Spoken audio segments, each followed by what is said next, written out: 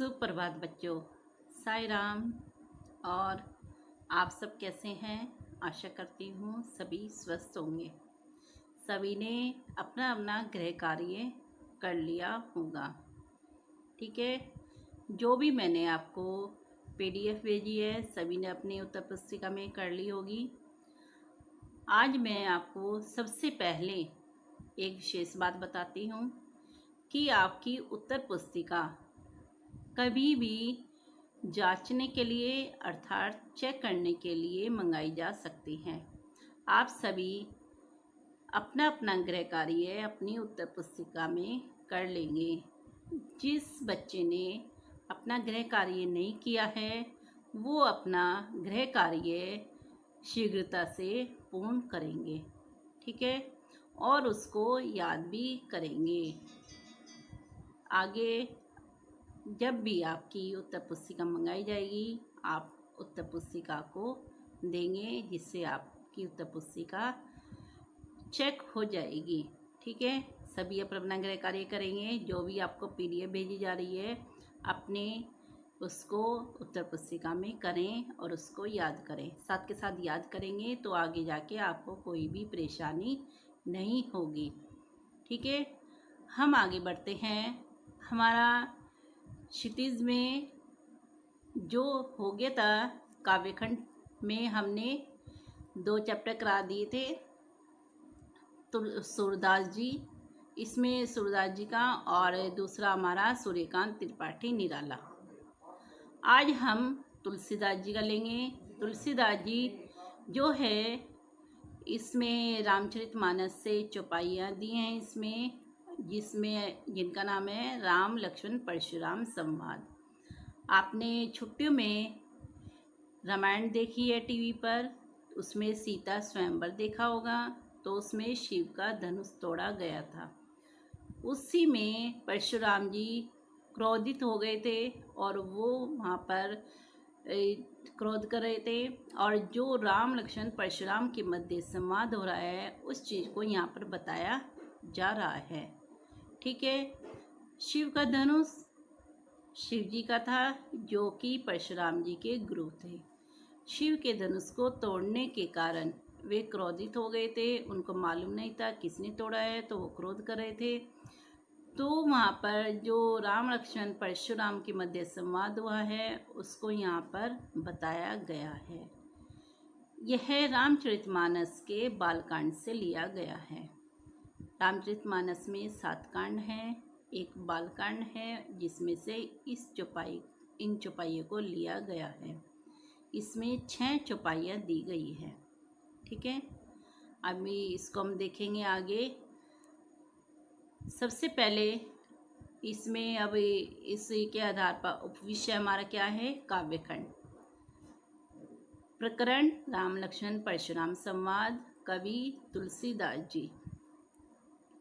आगे ये तुलसीदास जी हैं।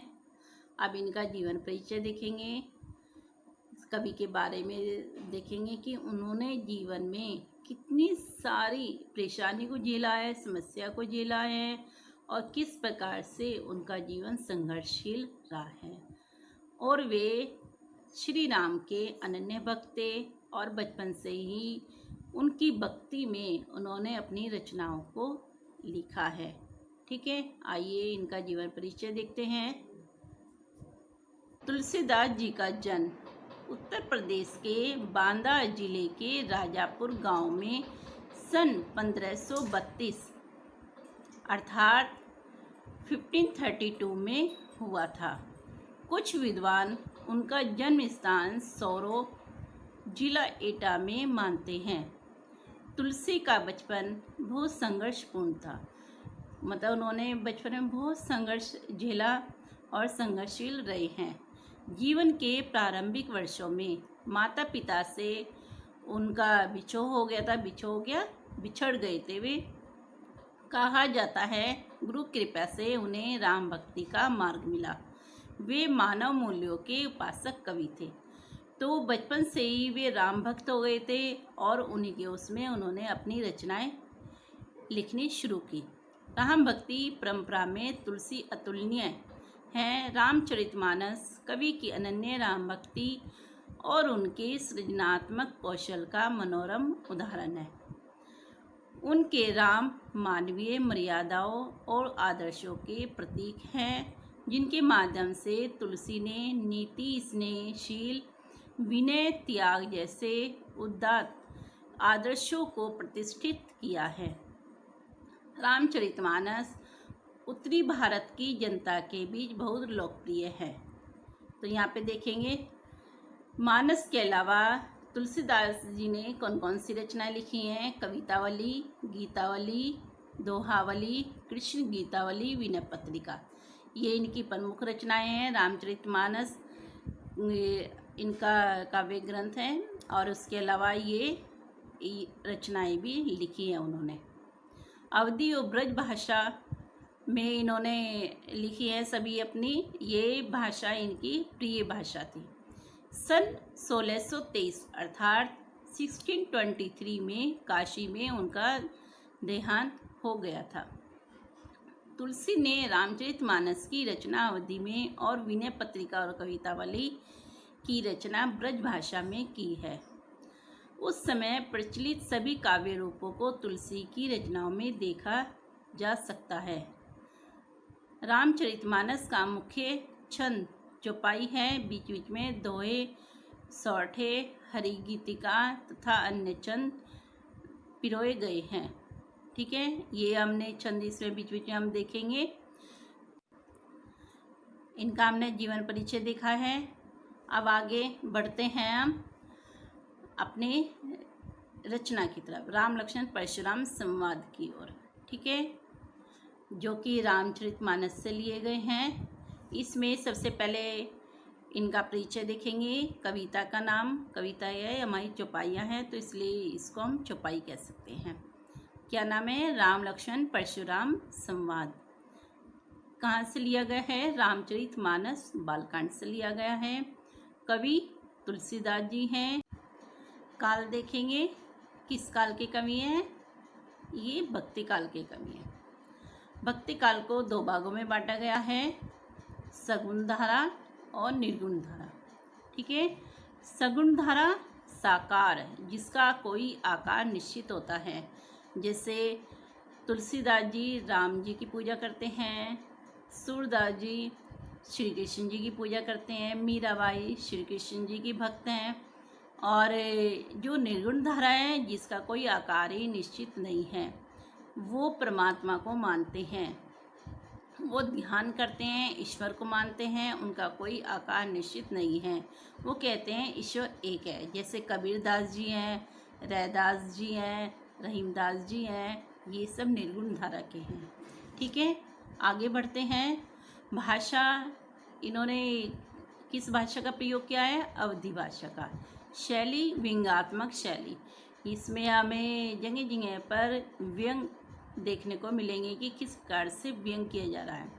छंद, इसमें विशेष तौर से चौपाई और दोहा। रस, रौद्र रस और हास्य रस विशेष रूप से दिखाई देंगे हमें। अन्य भी रस होंगे इसमें, लेकिन रौद्र रस की प्रचुरता हमें दिखाई देगी। अलंकार, अतिशयोक्ति अलंकार, अनुप्रास, उत्प्रेक्षा, इसमें हमें रूपक अलंकार भी दिखाई देगा। अब मैं आपको पढ़ाऊंगी तो मैं आपको बीच बीच में बताती रहूँगी। ठीक है, ये आपको मालूम हो गया है। आइए हम बढ़ते हैं अपने राम लक्ष्मण परशुराम संवाद की ओर। ठीक है, सभी ध्यान से सुनेंगे तभी आपको ये चौपाई समझ में आएगी।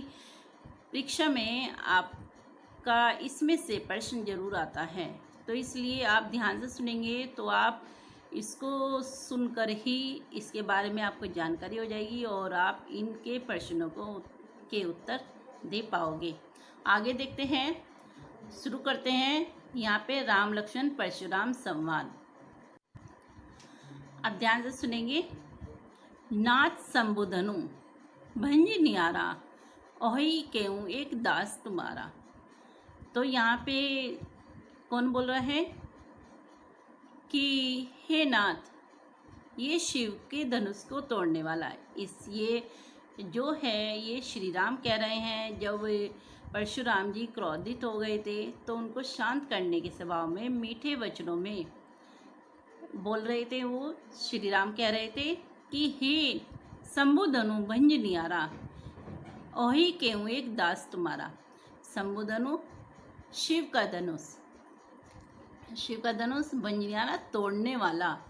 तो श्री राम कह रहे हैं, हे नाथ, शिव की धनुष को तोड़ने वाला और कोई नहीं, एक दास ही होगा तुम्हारा।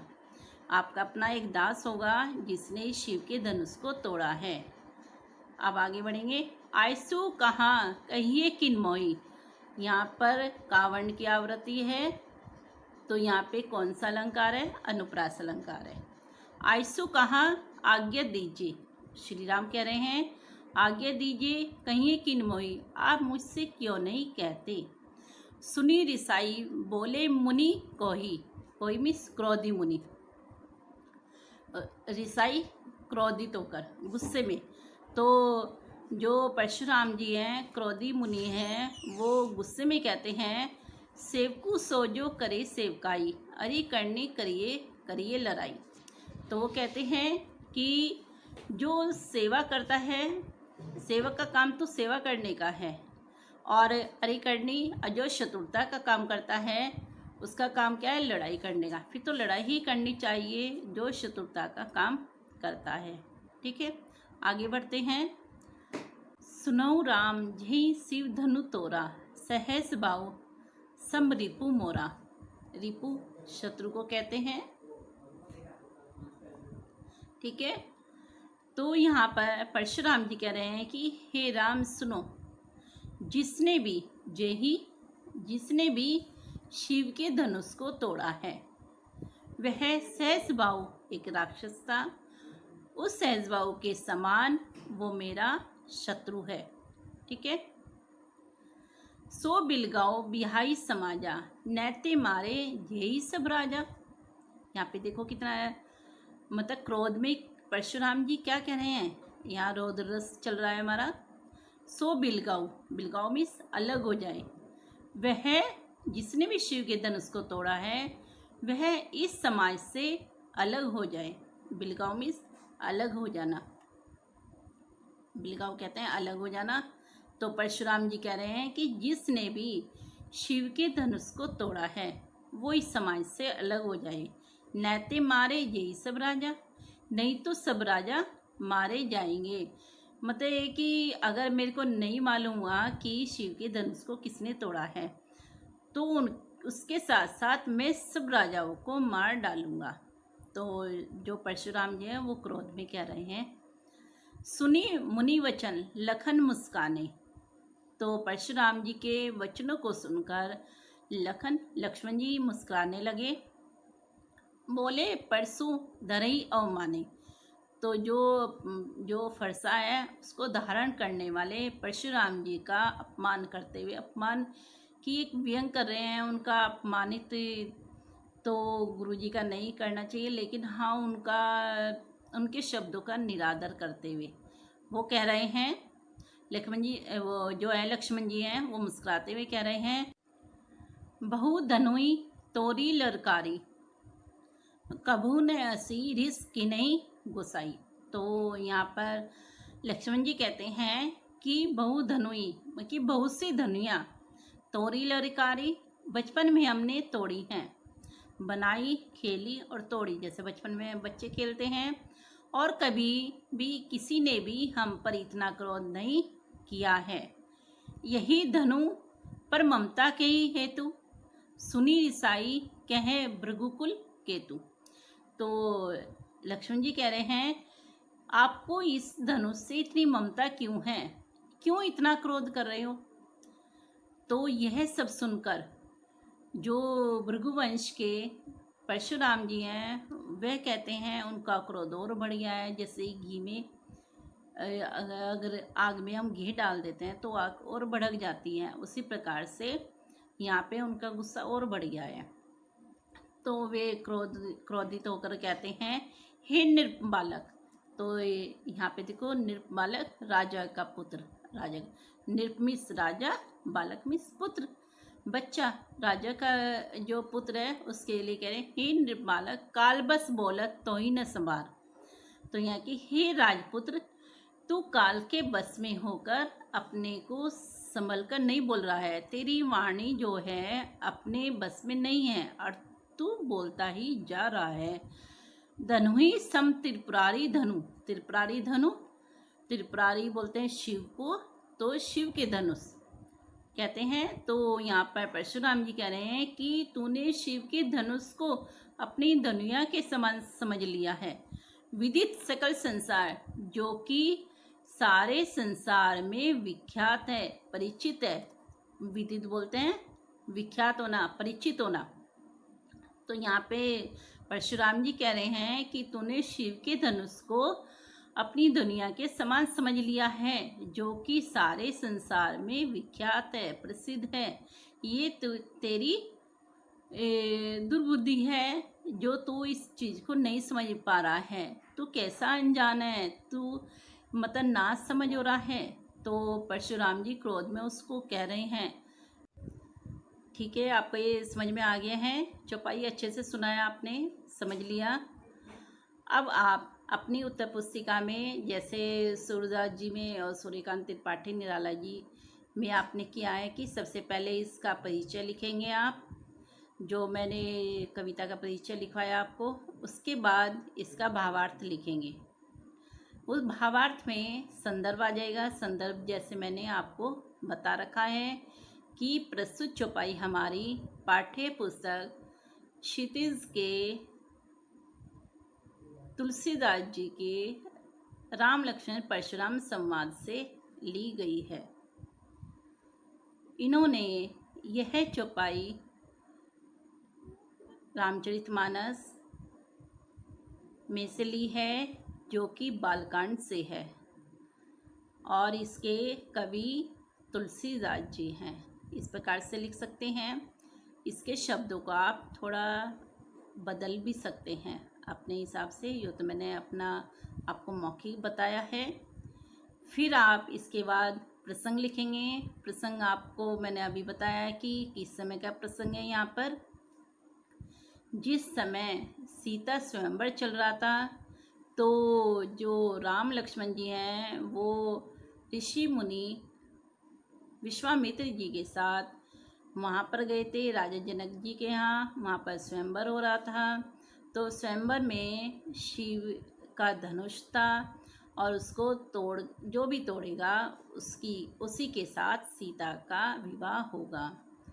तो वहाँ पर जब शिव का धनुष टूट गया था, तो परशुराम जी आए, और परशुराम जी शिव को अपना गुरु मानते हैं। और उन्होंने वहाँ पर देखा कि शिव का धनुष टूट गया है, तो वो क्रोधित होने लगे।